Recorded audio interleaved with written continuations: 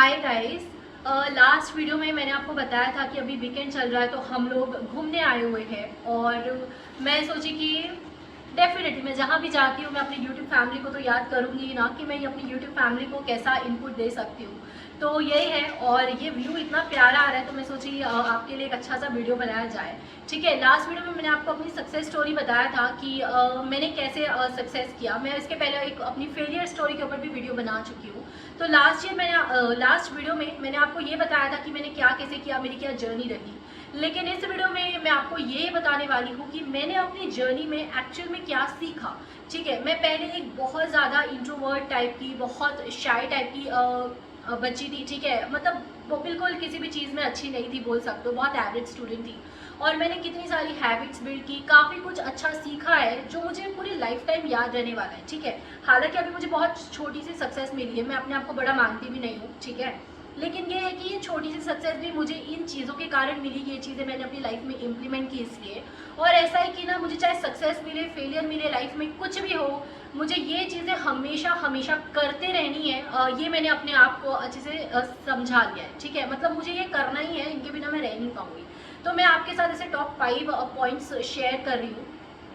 मैं आपको ये शेयर कर रही हूँ, लेकिन मैं आपको डेफिनेटली एडवाइस करूँगी कि इसे प्लीज़ इम्प्लीमेंट करने की कोशिश करना अपनी लाइफ में।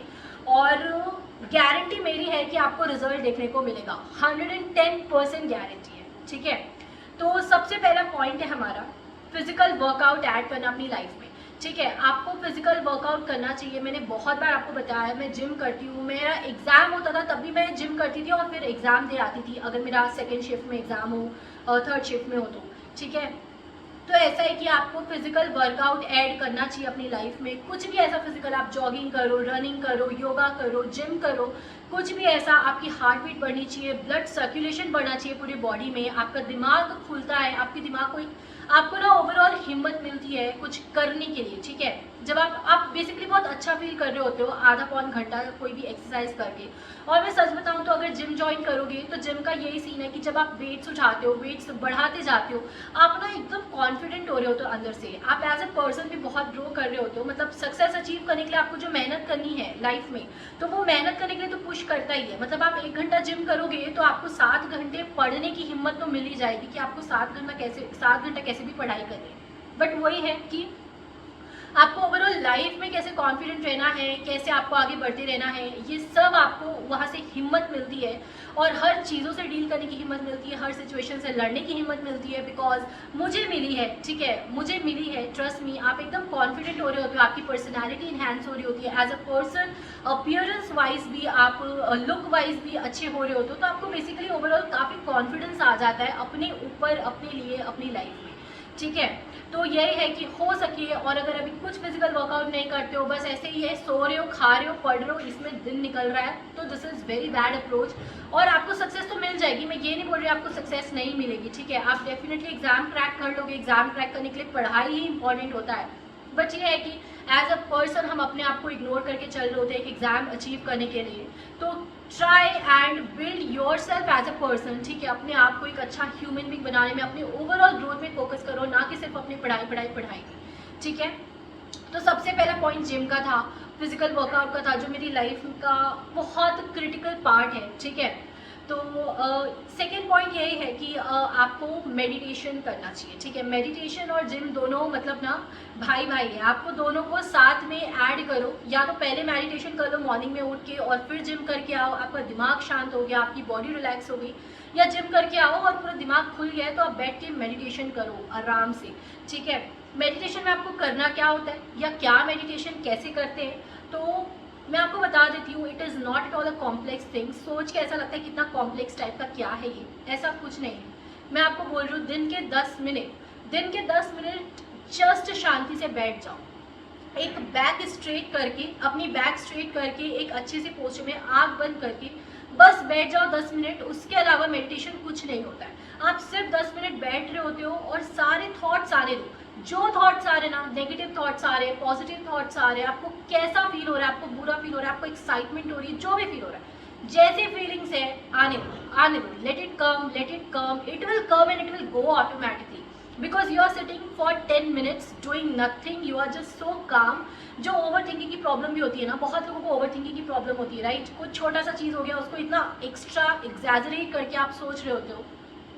तो यही है कि आप 10 मिनट शांति से बैठ जाओ आँख बंद करके, और जो आपकी थॉट्स है अपने आप आएंगे, अपने आप जाएंगे, ओवर थिंकिंग की प्रॉब्लम भी हट जाएगी, ठीक है? तो यही है कि मेडिटेशन आपको करना चाहिए, बिकॉज हम अपने माइंड का इतना यूज़ कर रहे होते हैं, हर चीज़ में हम अपने माइंड को ग्रो करने की कोशिश करते हैं।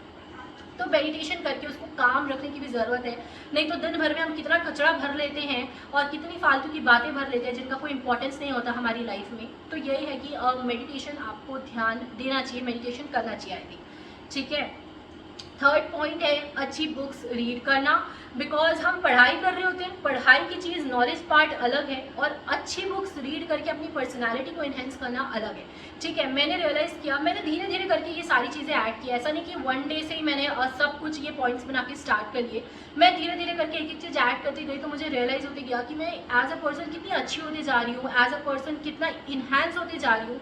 And then I realised and I figured out कि क्या ऐसी इंपॉर्टेंट चीज़ है मेरी लाइफ की, तो वो मैं अभी आपके साथ शेयर कर रही हूँ। तो आपको भी धीरे धीरे करके थोड़ा थोड़ा सा ऐड करना है।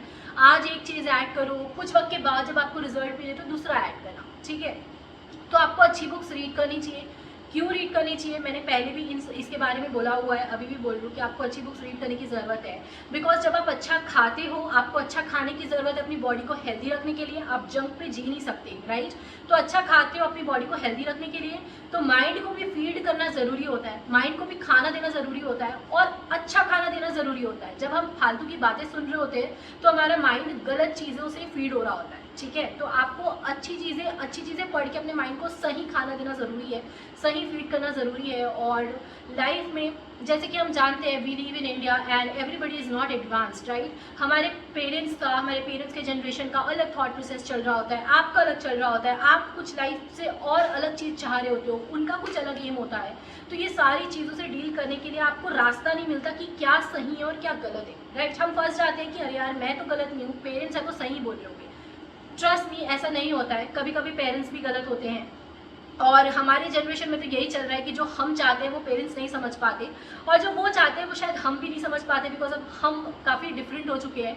तो यही है कि आपको सही और गलत में फ़र्क पता चलता है जब आप अच्छी चीज़ें रीड करते हो। और मैंने आपको पहले भी बताया कि एक ऑथर अगर एक बुक लिखता है तो वो बुक में 10-20 साल का एक्सपीरियंस लिख डालता है।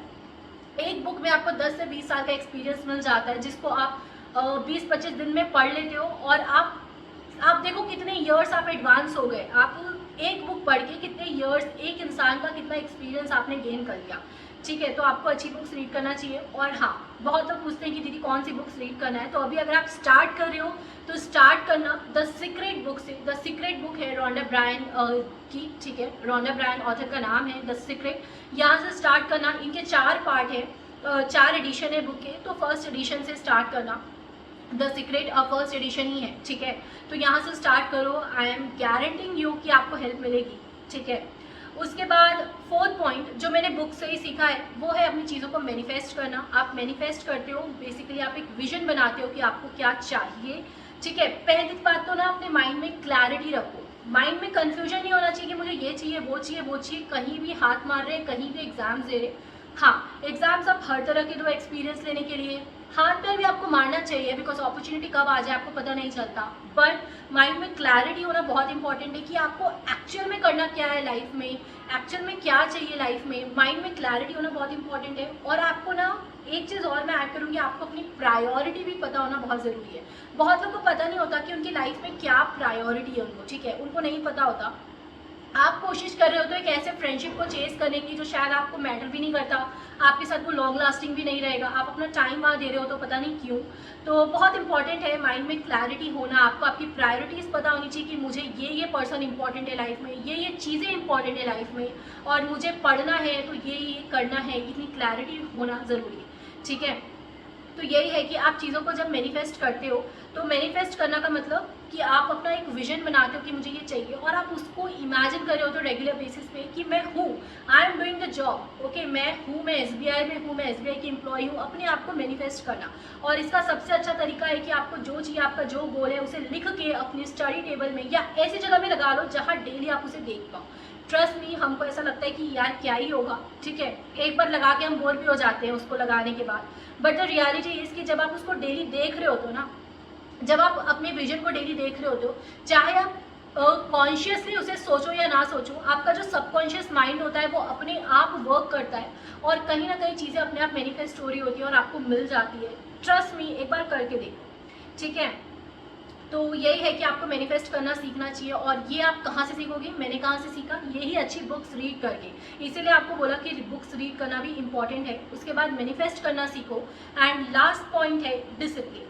आप लाइफ में कुछ भी करना चाहो और कुछ भी अचीव करना चाहो तो सबसे बड़ा फैक्टर है डिसिप्लिन। बिना डिसिप्लिन के कंसिस्टेंसी नहीं आएगी और कंसिस्टेंसी के बिना आप नहीं अचीव कर पाओगे। बिकॉज एक चीज़ के लिए आपको रेगुलर मेहनत करनी पड़ती है, इसीलिए हम बोलते हैं practice makes man perfect. Because आप एक चीज़ पे रेगुलर डेली डेडिकेटली डिसिप्लिन के साथ प्रैक्टिस कर रहे होते हो, उसे डेली फॉलो कर रहे होते हो and one day you become pro, right. बस फिर आपके लेवल का कोई रहता नहीं है तो आपके लिए तो सक्सेस आप अचीव ही करोगे ना। बिकॉज आपके लेवल, आपने किसी को छोड़ा ही नहीं अपने लेवल का, तो आपको आपका चीज़ मिल जाता है जो आपको चाहिए होता है। हर चीज़ मिल के पूरा यूनिवर्स आपको वो दिला देता है जो आप चाहते हो, और ये होता है डिसिप्लिन के साथ। Discipline is very important. Discipline क्या होता है कि आपने सोचा 6 बजे है मुझे पढ़ना है, तो just try to push yourself कि पढ़ना है पढ़ना है पढ़ना है। 6 बजे नहीं तो 6:30 बजे जाकर डेस्क में बैठो, धीरे धीरे पुश करके 6:30 बजे भी बैठ गए ना, आधा घंटा का लॉस है, लेकिन उसके बाद जो 2 घंटे की पढ़ाई होगी वहाँ से आपको बहुत सारा आउटपुट देखने को मिलेगा, ठीक है। तो कभी भी अपने आप के लिए मोटिवेशन, इंस्पिरेशन, इससे ज़्यादा डिसिप्लिन चेस करने की कोशिश करो। डेली 6 घंटे पढ़ना है मतलब डेली 6 घंटे पढ़ना है। डिसिप्लिन चेस करने की कोशिश करोगे, कंसिस्टेंसी अपने आप आएगी, बिकॉज आप डेली वो चीज़ें कर रहे हो और कंसिस्टेंसी आ गई तो आपको आपका रिजल्ट भी मिल जाएगा। तो बस इतना ही था आज के वीडियो में। आई होप कि आपको हेल्प मिली हो। ये सारी चीज़ें मैंने अपनी लाइफ में बहुत सारी मेहनत के बाद, बहुत सारे एक्सपीरियंस के बाद सीखा है, आज सम अप करके आपको बता रही हूँ। आई होप कि अगर आपने इसमें से एक चीज़ भी इम्प्लीमेंट कर ली तो मैं सोचूंगी कि मेरा वीडियो का मिशन सक्सेसफुल हुआ। मैं यही चाहती थी कि आपको मिले।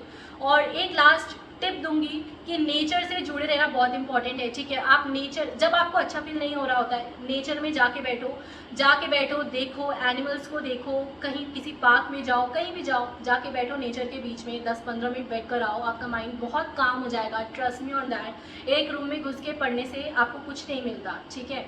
तो नेचर से जुड़े रहना हमेशा, ठीक है। घास में बैठो, बहुत अच्छा फील होता है जब आप बिना चप्पल के वॉक करते हो घास पे। और यही है कि आपको एक अलग एनर्जी आ रही होती है जब आप नेचर से जुड़े होते हो तो, ठीक है। बाकी मिलते हैं नेक्स्ट वीडियो में। Thank you.